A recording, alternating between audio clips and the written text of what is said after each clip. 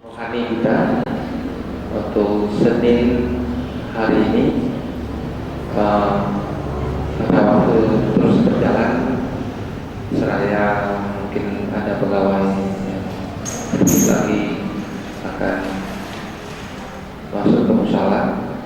Waktu dan tempat kami persilakan pada tempuh. Assalamualaikum warahmatullahi wabarakatuh. Bismillahirrahmanirrahim. Assalamualaikum warahmatullahi wabarakatuh. Alhamdulillah nahmaduhu wa nasta'inuhu wa nastaghfiruh wa na'udzu billahi min shururi anfusina wa min sayyiati a'malina. May yahdihillahu fala mudilla lahu wa may yudlilhu fala hadiya lahu. Ashhadu an la ilaha illallah wahdahu la syarika lah wa ashhadu anna sayyidana Muhammadan abduhu wa rasuluh. Allahumma shalli ala sayyidina Muhammad wa ala alihi wa sahbihi ajma'in, amma ba'd. Pertama-tama marilah sejenak waktu kita mengucapkan puja dan puji kehadirat Allah Subhanahu wa taala yang mana oleh Allah masih memberikan taufik dan hidayahnya buat kita semua, sehingga pada hari yang berbahagia ini kita masih bisa berkumpul di dalam mushola yang sangat-sangat sederhana ini dalam rangka mengikuti pengajian rutin di kalangan pegawai BU. Selanjutnya salawat dan salam marilah sama-sama kita doakan kepada Allah, semoga senantiasa selalu dilimpahkan kepada Rasulullah SAW, kepada al dan sahabat beliau sekalian, kepada ulama mutaqaddimin dan mutaakhirin, dan kepada ulama-ulama yang masih di dalam permukaan bumi Allah. Yang saya hormati seluruh jamaah yang sudah berada di dalam mushola yang berbahagia ini, izinkan kepada saya untuk memaparkan sepatah dua sebagai bahan ulang kaji kepada kita bersama.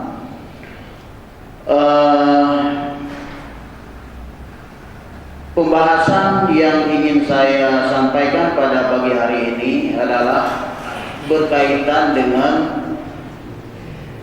kehidupan manusia di dalam rumah tangganya. Sebagaimana kita ketahui bahwa suami dan istri sangat-sangat berpengaruh sekali di dalam membangun rumah tangga yang diinginkan oleh agama. Ada beberapa hadis dari Rasulullah, kita ikuti hadis ini saja dalam hubungan antara suami dan istri, sejauh mana istri di rumah, sejauh mana tanggung jawab suami terhadap istri dan sebagainya. Yang pertama sekali hadis Rasulullah yang berkaitan dengan suami dulu.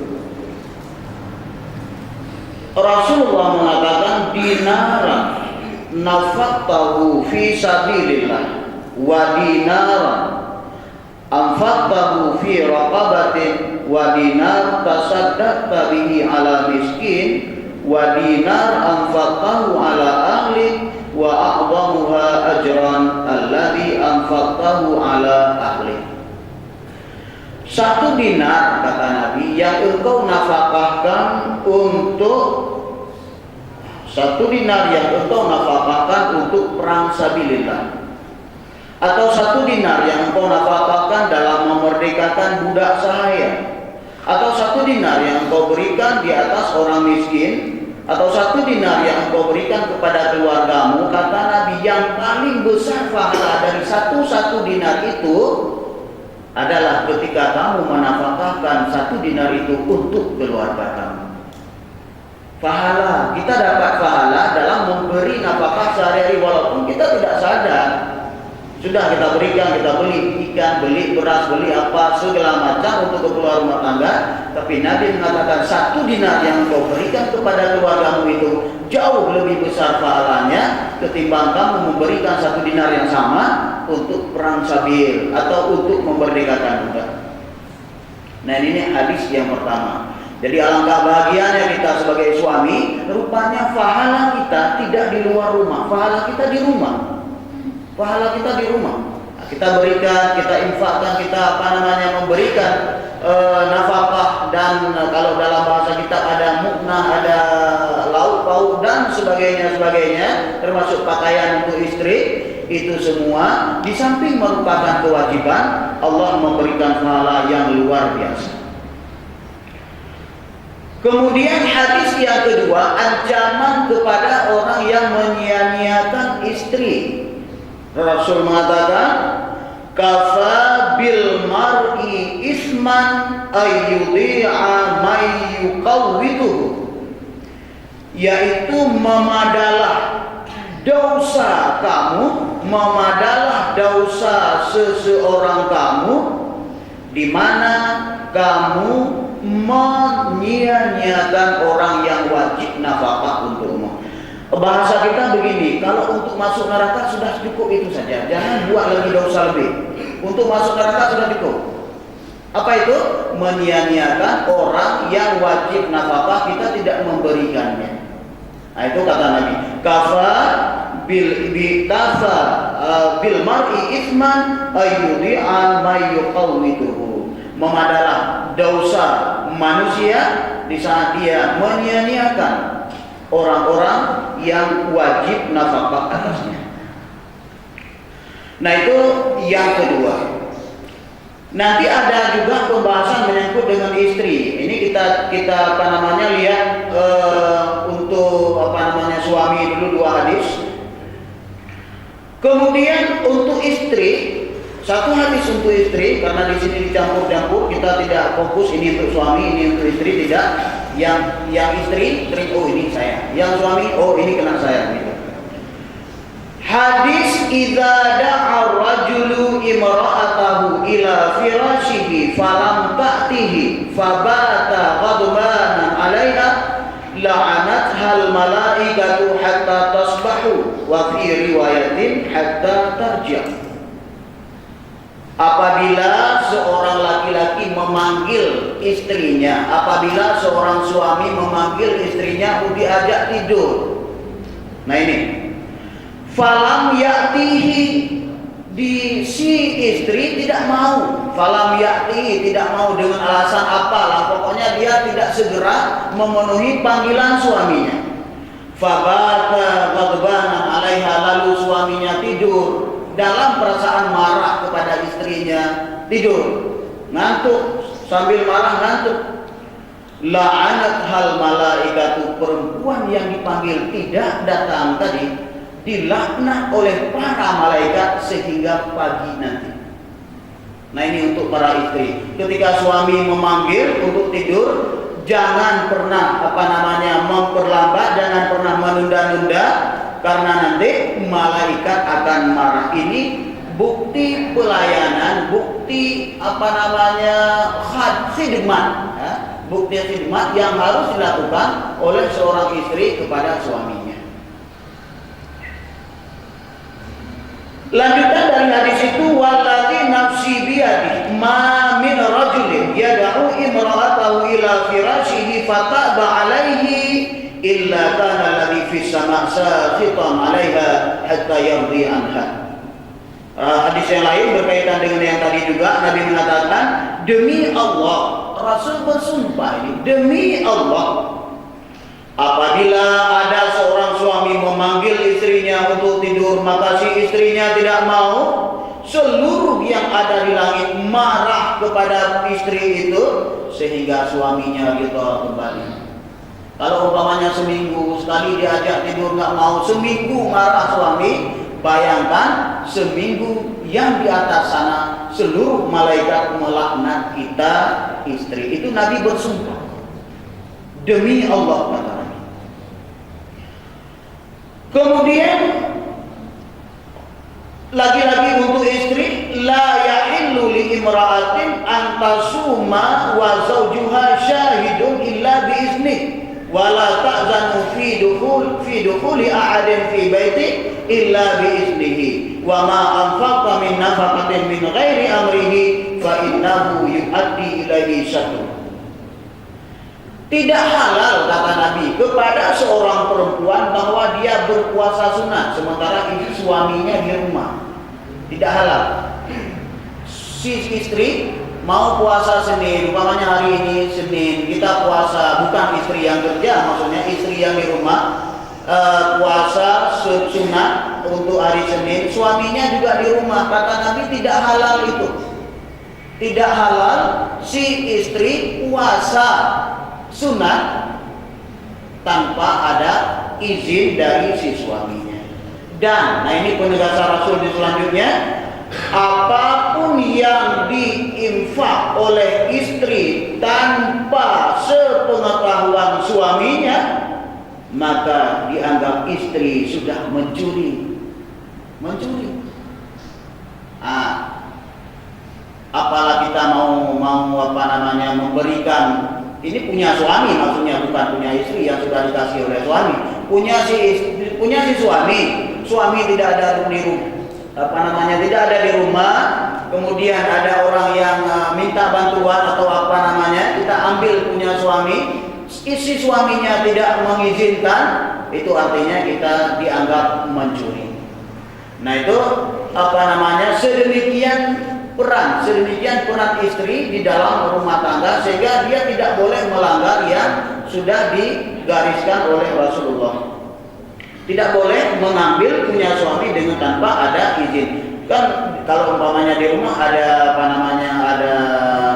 ya kita bisa merasakan itu bahwa suami saya ridho, apapun yang saya lakukan itu ridho, itu tidak masalah. Selanjutnya hadis idza da'a rajulu zaujatahu li hajatin falta'tihi wa in kana 'ala tanawwur. Nah ini tugas si istri.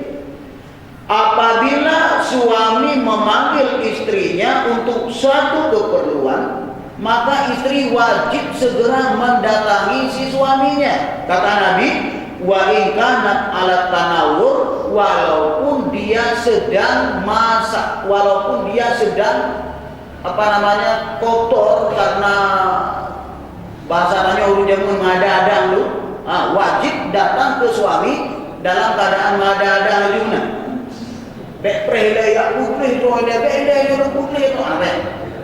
Ketika suami memanggil untuk suatu keperluan, bergegaslah dan mendatanginya, karena itu kewajiban si istri. Wa in kana 'ala tanawwur, kata Nabi, walaupun kita lagi masak, walaupun kita lagi dalam keadaan kotor. Hadis law kuntu umirtu ahadan ayyasjuda li ahadin la amartul mar'ata an tasjuda li zawjiha. Andai, kata Nabi, di dalam agama ini ada ada perintah manusia sujud kepada manusia. Andai ada, kata Nabi, manusia diperintahkan untuk sujud kepada manusia, maka yang pertama saya perintah, kata Nabi, seorang istri sujud di kaki suaminya. Andai ada perintah sujud sesama manusia, untuk ini tidak ada. Nah, ini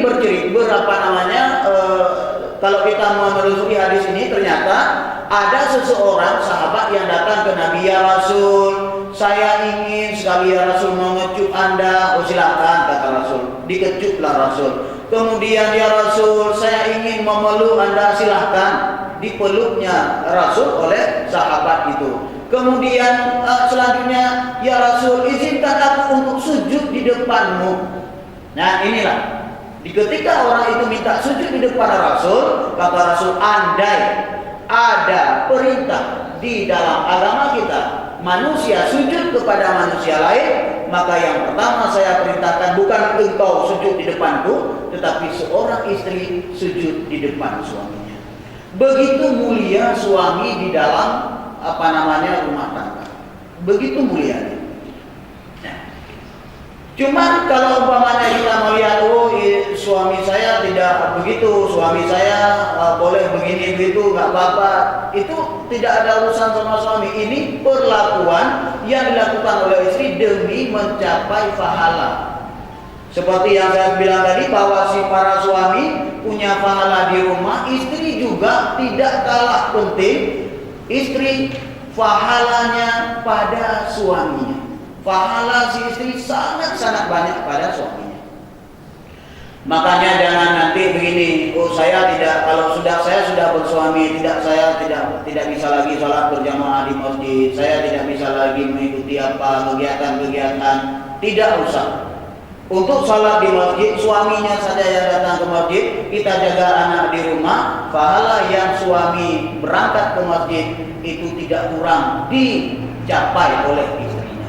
Jadi kita di rumah, para istri di rumah, pahala sama dengan suami yang datang ke masjid. Nah itu apa namanya? Pentingnya peran si istri di dalam rumah. Kemudian kata Nabi lagi, ra'aitun nara falam arakal yaumi mandaran qattu.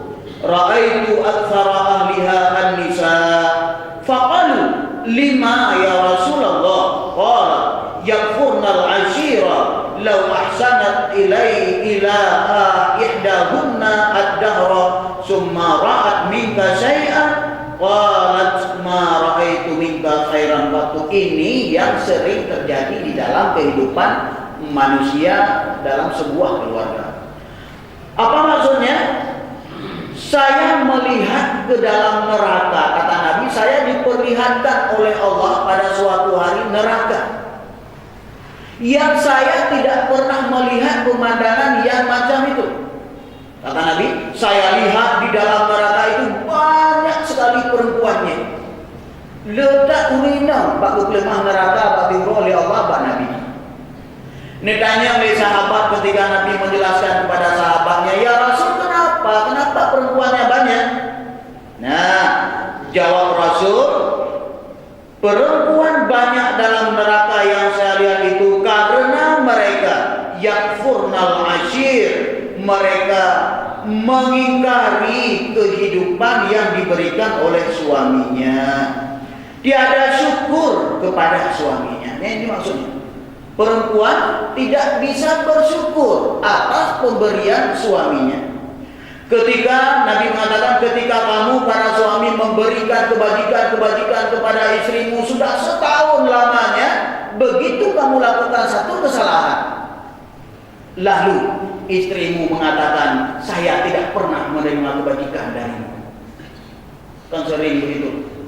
Yang istri-istri ketika suaminya entah apa kesalahan disengaja atau tidak, semuanya terlupakan. Yang baik-baik dari setahun sudah lewat, semuanya lupa. Yang nampak di benak si istri, suaminya begini, suaminya salah. Malah dia mengatakan, kata Nabi, saya tidak pernah menerima kebajikan darimu. Padahal sudah setahun. Sudah setahun suaminya memberikan yang baik-baik, sekali salah istri semua melupakan itu. Kata Nabi, saya perempuan yang begini, saya melihat pada suatu hari semua tempatnya di dalam neraka. Ya. Kemudian Nabi mengatakan salah satu la tujawizu salatahum azanahum al-abdul abid hatta yarji' imra'atun batat wa sawdiwasatun alaiha wa imamu qaumin wa hum lahu karihun. Ada 3 manusia yang salatnya jangankan sampai ke langit, ke telinganya saja nggak bisa naik. Salat yang sudah kita lakukan jangankan ke langit, lewat telinga saja nggak bisa. Ada 3 kelompok yang salatnya jangankan ke langit, lewat telinga saja nggak bisa. Yang pertama yaitu budak sahaya yang lari daripada tuannya sehingga dia kembali lagi baru diterima salatnya. Yang kedua, perempuan. Nah, ini untuk kita. Perempuan yang tidur sementara suaminya marah.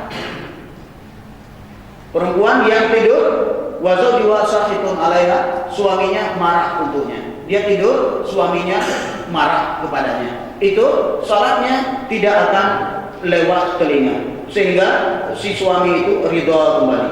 Yang ketiga adalah imam suatu kaum dan rakyatnya itu marah. Pemimpin satu kaum, bapak itu suatu desa atau suatu lembaga atau apalah, yang rakyatnya marah kepada pemimpin. Salat pemimpin jangankan diterima oleh Allah, di telinganya saja tak bisa naik. Nah, pemimpin bahaya sekali. Tapi kita tidak fokus di pemimpin, kita fokus di istri. Yang selanjutnya hadis ayyuma imra'atun sa'alat zawjaha talaqaha fi ghairi ma ba's fa haramun 'alaiha raihatul jannah. Siapa saja istri yang minta cerai kepada suaminya dengan tanpa alasan yang jelas, haram atas suaminya, atas istri itu mencium bau surga. Jangankan masuk, mencium baunya saja nggak dapat. Penciuman bau surga sudah 5.000 tahun sebelum kita ke surga sudah tercium baunya. Istri yang minta cerai kepada suami dengan tanpa alasan, baju-baju cerai itu, dan itu maknya itu, lagu bungkuk dah dah. Hau nak dia, dah ni juga, dah bungkuk. Ni dia, hau ni dia anak tu. Pokoknya dah dulu, lah. Kesalahan semuanya, umpamanya kecil atau apa, karena emosi yang tak turun, maka dalam agama kita sangat dianjurkan untuk bersabar. Sabar itu seperti sebuah bukit yang sangat besar. Ketika kita mendekati, dia akan kecil dan kecil. Ini bercerita dari satu nabi Isa. Ketika pada suatu hari Nabi Isa bermimpi, dimimpikan oleh Allah ada 5 perkara. Salah satunya, yang pertama, Isa, ketika kamu bangun, apa yang kamu dapat sesudah kamu bangun? Makan. Apa yang didapati? Disuruh makan. Maka ketika Nabi Isa bangun, ketika melihat bukit yang sangat besar sekali di hadapannya, dia pikir, tadi Allah mengatakan ketika saya bangun, hal pertama saya jumpai disuruh makan. Ini bukit. Bagaimana saya bisa makan bukit? Kata Nabi Isa sendiri. Terus dia pikir lagi, kalau Allah yang nyuruh ini pasti bisa. Nggak mungkin nggak bisa. Ya sudah, saya dekati bukit itu, saya makan. Yang terjadi, ketika didekati, bukit semakin kecil.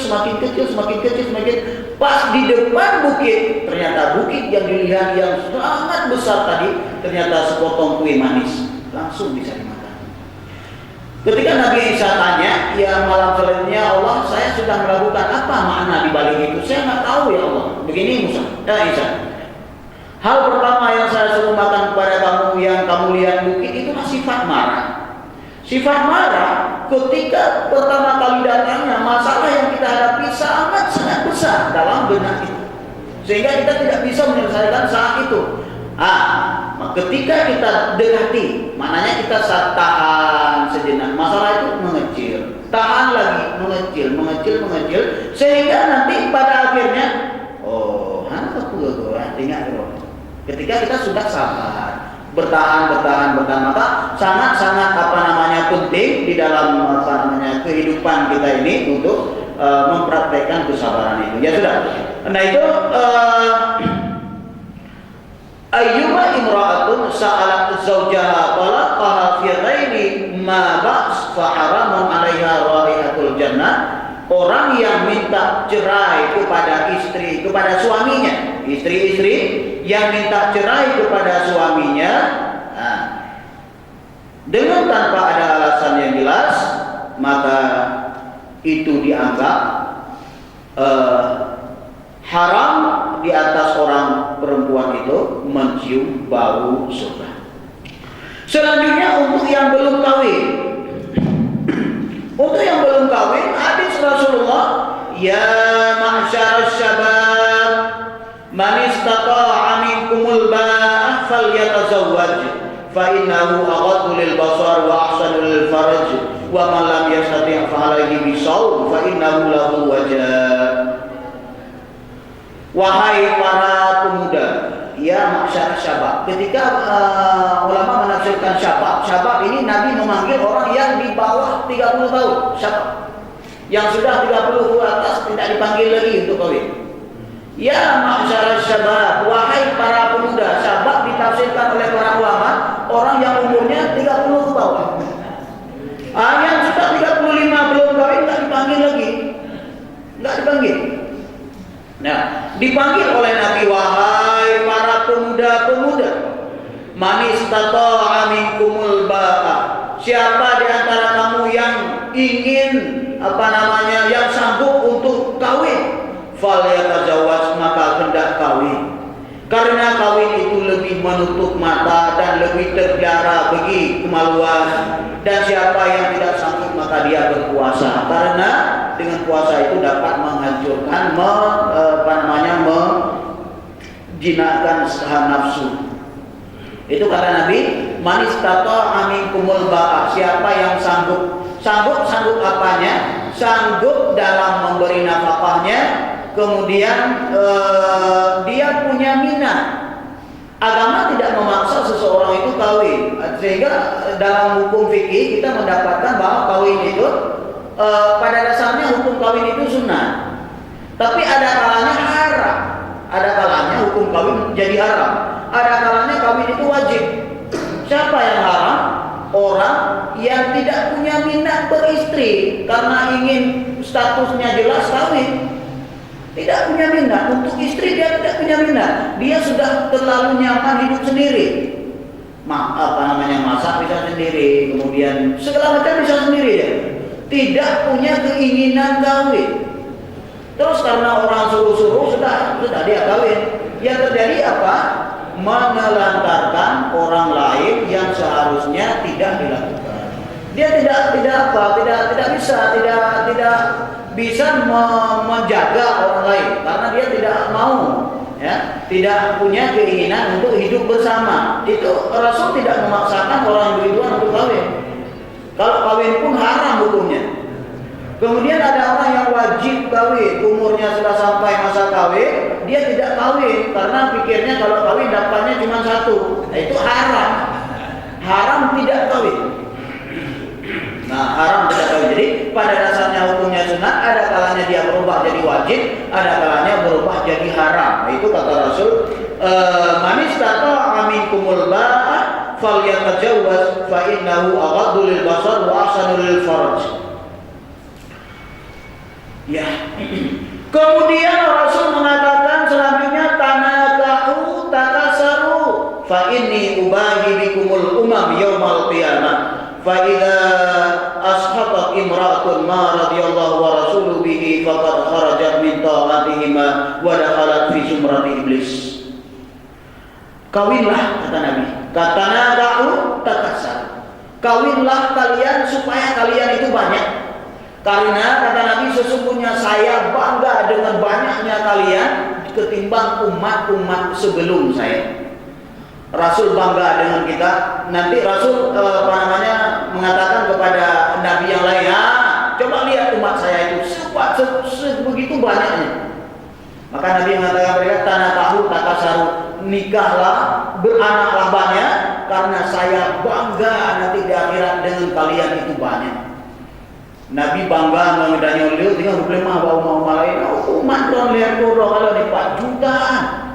Nabi bangga dengan kitanya yang banyak. Kemudian seorang perempuan, maka apabila amarah seorang perempuan serta enggan ia daripada keridhaan Allah dan Rasulnya akan nikah, maka asalnya keluarlah ia perempuan itu daripada perbuatan kebaktian kepada keduanya dan masuklah ia kepada tentera iblis. Siapa-siapa yang tidak mau kawin, perempuan yang tidak mau kawin, dipinang sama sini nggak mau, sama situ nggak mau, umurnya lewat sehingga nggak kawin. Kata Rasul, perempuan yang tidak mau kawin itu sudah keluar daripada kalanganku dan dia sudah masuk ke dalam tentara iblis. Nggak boleh nggak kawin. Sudah masuk dalam tentara iblis, nggak boleh. Tapi begini, kalau umpamanya seorang perempuan di saat dia bisa nyaman sendiri, dia bisa melakukan ibadah dengan tanpa ada gangguan, itu itu boleh. Ini ceritanya seperti tadi, dia nggak mau kawin, beban. Nah, kawin itu merupakan satu beban, padahal itu perintah Rasul. Nggak mau kawin, nanti kalau kawin takutnya punya anak, siapa yang segala macam. Beban dalam pikirannya itu membuat dia takut untuk kawin. Kata Nabi, dia keluar dari kelompok kami dan dia sudah masuk ke dalam kelompok iblis. Selanjutnya mungkin yang terakhir, kata Nabi, wa fi bud'i ahadikum sadaqah.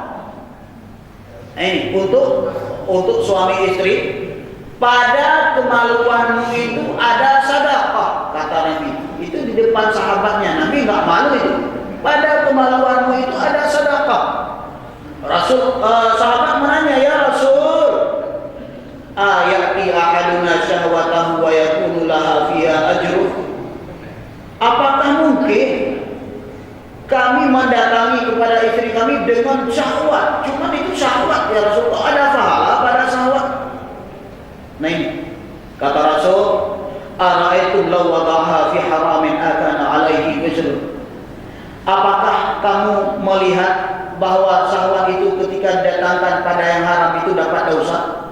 Kata mereka, ya Rasul, kalau pada yang haram syahwat itu dosa. Oh, kalau pada yang haram dapat dosa, idza wada'aha fil halal kana lahu ajrun. Kalau dia disalurkan pada tempatnya, maka dia akan bernilai pahala. Makanya kemaluan itu sedekah, walau itu syahwat. Sahabat heran, kok bisa di syahwat ada sedekahnya, ada pahalanya.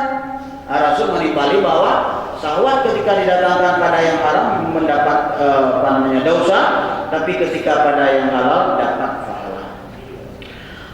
Saya rasa itu saja yang untuk pencerahan.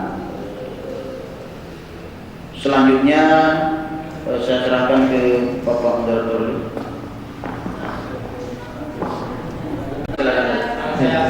Assalamualaikum. Jadi ada soalan nyoba saja dan guru Aceh. Yang pertama masalah nafkah. Jadi apakah dalam pemberian nafkah ini setiap hari atau setiap minggu atau setiap tahunnya? Kemudian kami ini sebagai pengabdi pegawai, tentunya ada tugas-tugas keluar sampai seminggu atau kurang lebih itu. Jadi nafkahnya pasti tidak putus lah. Nah, jadi maksud yang ketiga,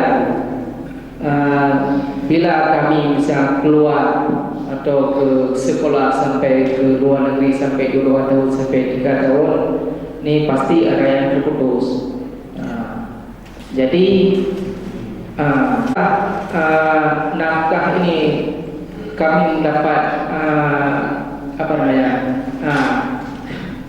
apakah kami berdosa misalnya tidak memberikan, hanya memberikan satu, sedangkan kami yang lainnya tidak memberikan. Yang kemudian satu lagi masalah kawin. Ini misalnya kami sekolah ke luar negeri ke Malaysia sampai 2 sampai 3 tahun, pasti istri kita tidak mau. Jadi pihak kami, bolehkah kami mengkontrak atau kawin kontrak selama dalam 2 tahun tersebut?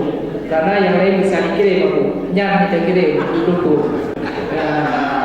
Yang kayak 1,5 mut, kalau kita bahasakan 1 kilo, kalau 2 mut, 1 kilo 2 on, yang setengah-tengah, yang tidak, yang sedang-sedang itu 9 on, kemudian yang miskin 6 ons. Pertanyaannya, ketika kita tidak ada di daerah, kita di luar, ada yang terputus, apakah kita berdosa atas tidak memberikan nafkah? Saya jawab begini, nafkah yang diperintahkan dalam agama itu berbentuk makan dan pakaian, bukan nafkah nafsu, bukan nafkah syahwat. Nafkah syahwat tidak ada ukuran. Kalau umpamanya orang kaya berapa, orang miskin berapa, itu nggak ada ukuran itu. Yang ada ukuran untuk orang kaya 2 mut, untuk orang pertengahan 1,5, kalau orang miskin 1 mut. Tidak ada pernyataan nafkah batin, bahasa kita nafkah batin, tidak ada itu. yang ada nafkah zahir. Sehingga dalam fikih dijelaskan, andai seorang suami sudah menggauli istrinya satu kali saja sepanjang kawinnya, itu istri tidak punya kesempatan untuk gugat cerai ke pengadilan. Satu kali saja. Jadi tidak ada cerita nafkah batin yang ada dalam lagu mungkin. Kalau dalam kitab nggak ada nafkah batin. Yang ada nafkah zahir. Tetapi fenomena kehidupan sekarang justru dari situ, rumah tangga hancur semuanya di situ. Terjadi begitu. Tapi di dalam kitab tidak diatur. Nah, maka itu bukan kewajiban. Yang kewajiban tadi memberi nafkah perut, memberi nafkah makanan, dan memberi nafkah pakaian. Jadi ceritanya tadi untuk nafkah yang begituan, kalau kita tidak memberikan ketika kita berada di luar, itu artinya kita berhutang kepada istri, berhutang. Dan nafkah ini metode formulasi kehidupan berumah tangga yang diatur di dalam agama itu semuanya wacana, tidak dipraktekkan. Pada masa Rasul saja itu tidak ada orang ini nafkah 1,5 mon karena saya orang yang pertengahan, atau ini 2 mon sudah saya makan di warung, ini untukmu. Ada. Kita bawa pulang beras ke rumah 1 karung, dimasak oleh istri, makan bareng istri, anak juga di situ. Berapa punya istri? Tidak ada hitungan. Istri tidak pernah hitung, ini untuk saya 1 mon, mana ini? Nggak pernah hitung. Itu namanya pada masa Rasul sudah hidup manusia sudah begitu. Artinya kalau dalam bahasa Arab itu disebut musamahah. Musamahah artinya untuk saling memaafkan, sudah bisa saling memaafkan, saling menerima kekurangan itu. Jadi tidak berdosa kalau umpamanya kita tidak menyalurkan nafkah batin. Saya maksud begitu. Untuk nafkah lahir jadi hutang ketika kita tidak memberikan. Dan mesti kalau kita sudah jauh ke luar negeri kan sudah kita simpan. Yang kedua untuk kawin kontrak itu jelas dari Rasul. Rasul mengatakan saya tidak pernah melihat ada satu hukum agama yang Allah suruh larang lagi, nggak ada. Pertamanya kawin kontrak itu dilarang, kemudian disuruh, kemudian dilarang lagi, kemudian disuruh lagi, kemudian dilarang lagi. Ini mengikuti keadaan alam pada masa itu. Untuk yang terakhir kali Nabi mengatakan, mulai hari ini kawin kontrak diharamkan sampai hari kiamat, kata Nabi. Apapun alasannya tidak ada. Kawin kontrak. Mau beristrikan baru di Malaysia umpamanya, bukan kawin kontrak. Kita punya istri di rumah, kemudian kita sudah sekolahan di sana, sudah kita kawin satu lagi di sana, bukan kawin kontrak namanya, kawin biasa, nggak apa-apa. Disuruh 4, kita mau 2, nggak apa-apa kawin. Ketika kita mau pulang ke sini, ya sudah kita cerai balik. Itu bukan kawin kontrak namanya. Kawin kontrak perikatan ketika akad. Saya kawin dengan 6 bulan, pada hari H 6 bulan kita nggak cerai, langsung bubar. Nah itulah disebut itu kawin kontrak berjatah waktu. Yang ada hadis palsu yang dimunculkan oleh Syiah, katanya 1 kali kawin kontrak pahalanya sekian, 2 kali kawin kontrak pahalanya sekian. Untuk ketiga kali kawin kontrak begini dengan Rasul dalam surga, kata Syiah. Ini pemalsuan hadis ini. Masa 3 kali kawin kontrak begini sama Rasul nanti nggak nyambung. Nah itu. Ya itu mungkin yang bisa saya sampaikan. Sudah dipersilakan, waktu kita sudah mepet sekali. Assalamualaikum warahmatullahi wabarakatuh. Pertanyaan kepada Pak Ustaz. Tapi pertanyaan ini hanya ilustrasi pertanyaan untuk menjadi pengalaman buat kami. Dan ini tidak pernah terjadi di MPU Aceh. Pertama, tadi menyangkut dengan pembahasan dosa seorang istri kepada suami, menyuruh yang aja yang laju belakang, artinya dimurka di para malaikat di rumah. Kadang-kadang di suaminya mudah kita dihukum, kita yang harus tetap bersujud kepada beliaunya. Misalnya Benaan tajak kadang payah dari Aminah dari rumah dari kadang-kadang karena mengapa nafkah dan dorong jumbo kadang benaan itu tidak nomor ayo tidak ada yang berkun tetangga dan bosok yang dulu mendak belajar kedro hanya kadang peduli kemudian nyana ongguo itu pun seolah-olah kan tak boleh ini kan ini kan yang fiktif ya. Kadang-kadang ongguo kabut coy mana adanya rumah kan nyaikan dulu ini kan arah orang itu pengen dia arah orang itu satu. Kemudian benaan itu nangkah tanggung jawab moral saja dia tidak ada. Jadi karena pun benaan ketemu, hanya buat kerjaan tu begitu lah. Kalau dengan dulu hanya payah rakyatnya, padahal rakyatnya dalam hukum Islam juga kami tidak hukum keberina. Yo yang berapa hukum keberina kalau ini, di kampung-kampung ini anak-anak kalau itu satu. Yang kedua, tadi ada yang lucu dan jenaka sedikit nyangkut dengan hantar kawin yang di pasukan yang pakai mulai kaki yang itu. Kadang-kadang langkah sedikit pertemuan sama pak pertemuannya ikan naruh mungkin dengan dia noya lupa agak motor-motoran puna tapi jangan naruh mungkin pada naruh mungkin apa jika naruh mungkin apa sehingga waktu terus berjalan umur bertambah bau joki anak waktu kawin ini nah tapi anak kamu di sini insya Allah kawin semua tapi ada belum memang tapi masih belia-belia. Baik itu saja. Jadi saya katakan sekali lagi untuk khidmat yang dilakukan oleh seorang istri kepada si suaminya. Ini yang Nabi cerita begini tadi, istri yang betul istri dan suami memang posisinya sebagai suami, bukan pengganggu dalam rumah. Nah ini posisinya sebagai suami. Sehingga ada suami yang pembelajaran kepada suami selesai, kemudian pembelajaran kepada si para istri baru bisa diterapkan hal yang beginian. Jangan nanti istrinya suaminya nggak salah, suaminya sosok yang tidak bertanggung jawab. Masa kita harus ikut? Ah ini luar biasa. Secara akal saja kita tidak nyambung ini. Ini maksudnya yang disampaikan oleh Rasul, suami sudah menjaga dirinya sebagai suami, kemudian istri berperan pengkhidmatan yang dilakukan begitu.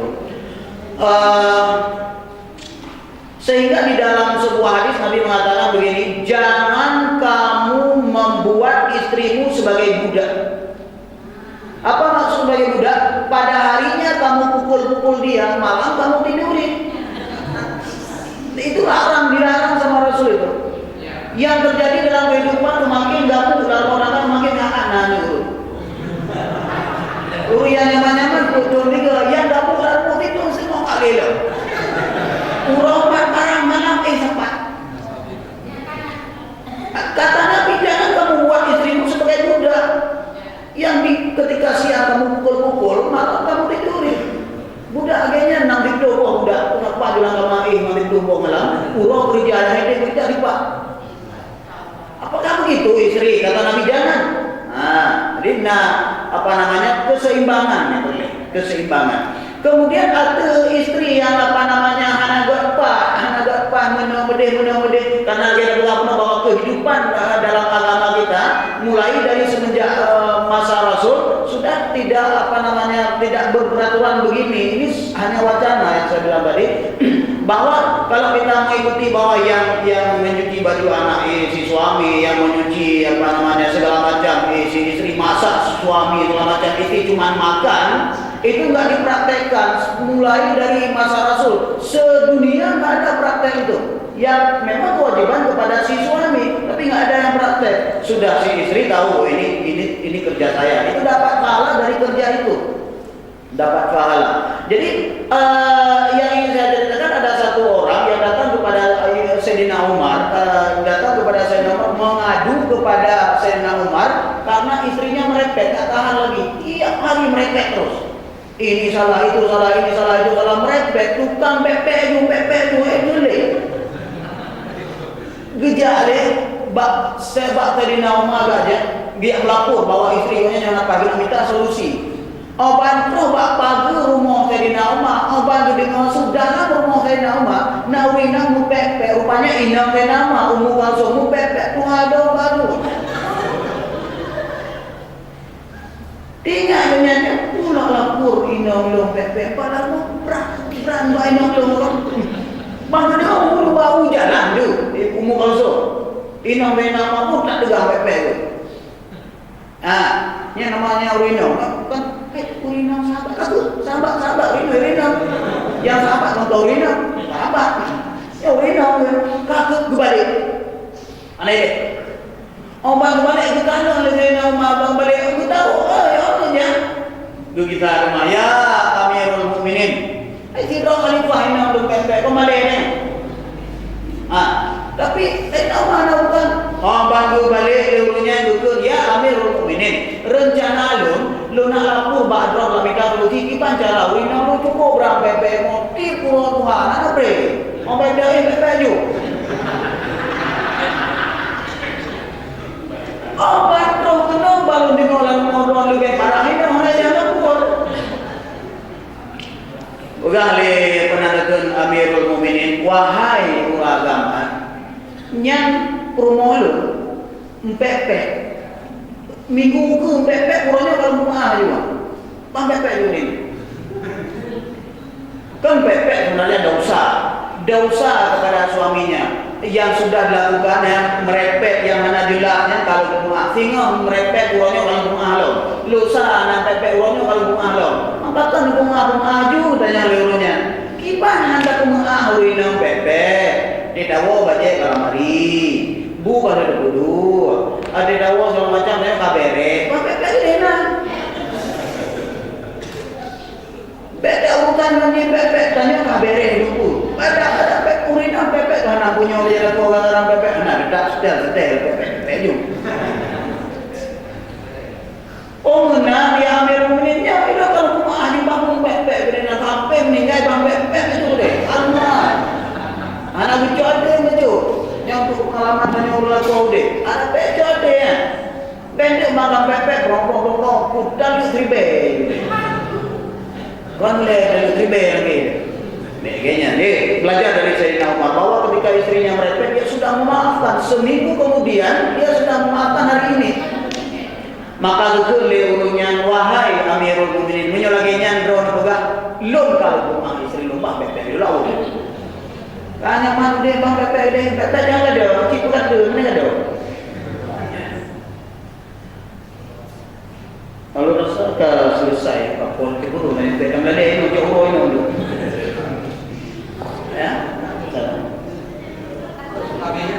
kawin tadi orang yang yang Nabi mengatakan keluar dari kelompok kami dan masuk kelompok iblis itu bukan tipe urung yang hana mohon kawin kan untuk maksiat ini ceritanya dia tidak mau kawin mendapat satu nanti udah kesana semalam kalau kawin itu sudah sama suaminya saja ini maksudnya yang keluar tapi seperti tadi konsepnya kawin tidak dipaksakan kalau kita nyaman hidup sendiri kenapa kawin jadi beban nah itu jadi yang saya tanyakan mengenai yang tadi kawin kontrak kata Ustaz boleh di Malaysia kawin terus nanti diceraikan setelah 2 tahun. Kalau misalnya istrinya tidak tinggal di kampung, apakah kawin itu halal Ustaz? Nikahnya halal gitu maksud itu yang mau saya tanyakan. Karena yang setahu saya apabila mau menikah 2 atau 3 itu istrinya harus 1 tahun dan harus pindah. Baru itu adalah nikah yang sah. Kalau tadi kata Ustaz di sana kalau sekolah boleh kawin lagi misalnya apakah itu sah? Dalam agama itu tidak ada persetujuan itu tidak ada. Makanya saya bilang tadi boleh-boleh saja. Tapi untuk birokrasi dari pemerintahan itu tidak dapat. Makanya orang yang kawin kedua itu disebut nikah siri. nikah di bawah tangan, maksudnya tidak ada buku dan segala macam. Nah itu dalam agama bisa saja, tapi untuk birokrasi di pemerintahan itu tidak boleh, dianggap tidak jadi. Ya. Nah, efeknya gini, nanti ketika kita jalan bareng, kalau ada syariat Islam nanti ditangkap, sah, ditangkapnya itu sah, tangkapnya sah. Nah, karena dia berjalan dengan dianggap orang lain itu bukan istrinya. Kalau istri dia tidak bisa menunjukkan dokumen kawin itu, tidak bisa. Jadi untuk apa namanya, kalau ditanya sah secara agama, tetap agama mengatakan sah. Tapi untuk apa namanya pemerintah kita atau di dunia itu tetap harus ada persyaratan. Yang penting jangan punya niat saya kawin saja untuk seumur setahun sementara kuliah. Jangan, kawin ikhlas karena kita kan nanti begini, kalau tidak bisa pun ketika nanti kita di sana akan terjadi maksiat yang luar biasa, kan risikonya parah juga. Maka kawin jangan niat saya kawin selama kuliah di sini, jangan. Kawin ikhlas lillahi ta'ala untuk apa? Menjaga maksiat begitu.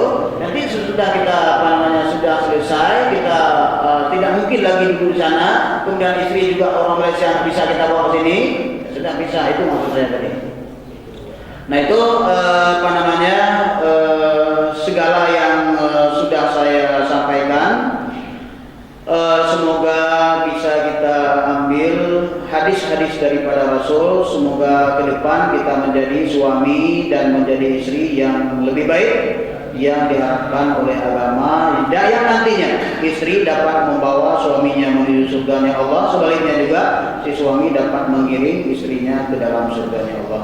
Amin ya rabbal alamin. Kita berdoa sejenak untuk ada berkahnya pertemuan kita hari ini. Alhamdulillah wa iyyakum ajma'in.